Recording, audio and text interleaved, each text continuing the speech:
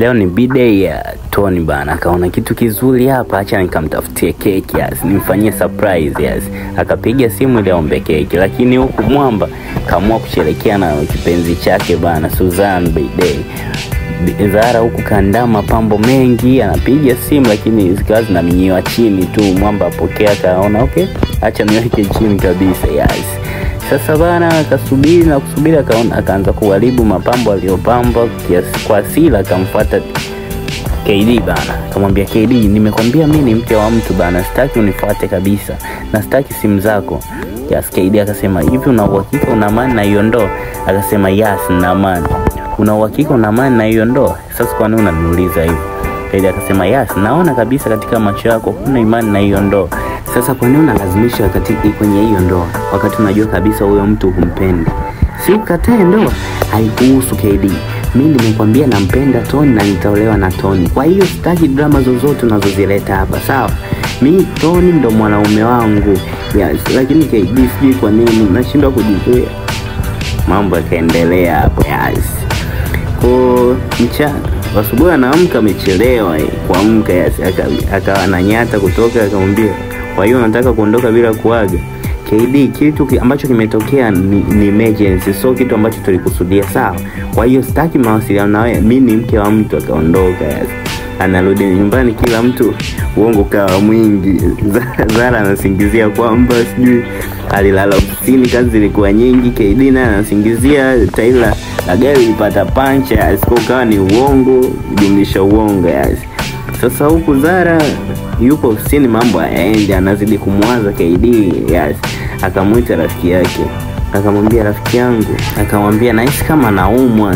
Zara akasema okay, basi nenda hospitalini. Zara akaona kama dalili za mimba bana.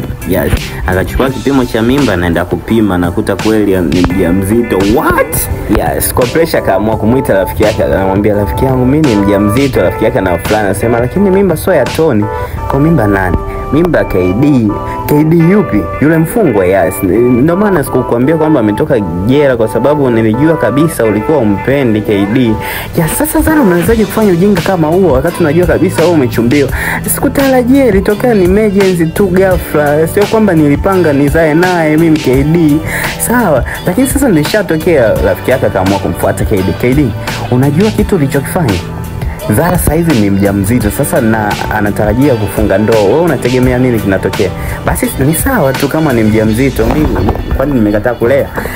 KD, hivyo unajisikia unachokiongea? Kwanza mtu mwenyewe anamchiti bana. Si ni bora hata na mimba yangu bora mimi nimchukue kwa sababu nampenda. KD, unamaanisha nini? Akamtolea bahasha yenye ujumbe mzito na picha za ajabu. Hakuamini rafiki yake Zara bana.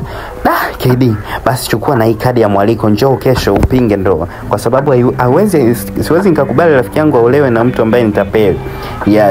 Siku fulani ndoa ya kizungu. Mchungaji anasema sawa bana, leo ni siku ya ndoa na kila mtu anafuraha, huku Susan kakasirika. Je, kuna mtu yoyote anapingamizi? Katokea KD kasema, mimi nina pingamizi. Zara hakuamini. Njoo hapa kijana mdogo, una pingamizi gani? Huyu ni mke wangu na mimba yangu. Mke wako? Na Susan naye akapata nguvu, akanyanyuka. Na mimi huyu ni bwana wangu.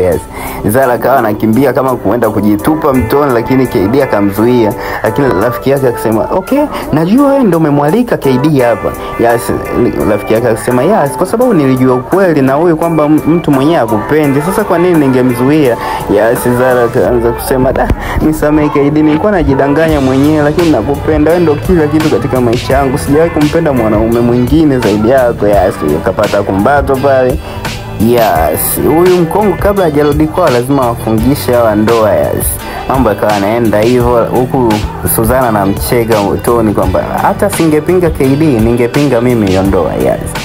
Bichi hapa bana, jioni KD kaitwa na baba mkwe bana. Sasa kwamba okay, kwa sababu sasa yote haya yametokea na nimeshuhudia, basi sina budi kuwafungisha ndoa nyewe wawili, mtakuwa pamoja na kuanzia leo wewe ndo mkwe wangu. Na pia naomba unisamehe kwa kipindi cha nyuma, kwa sababu nilimzuia mtoto wangu kusimamia katika kesi yako. Naomba niwie radhi, haitajirudia tena. Wakafunga ndoa, maisha yakawa yenye furaha. wanacheka cheka na wanaendelea kulea mimba yao bana. Yes, maisha kawa ni mazuri sana kati ya KD na Zara. Yes.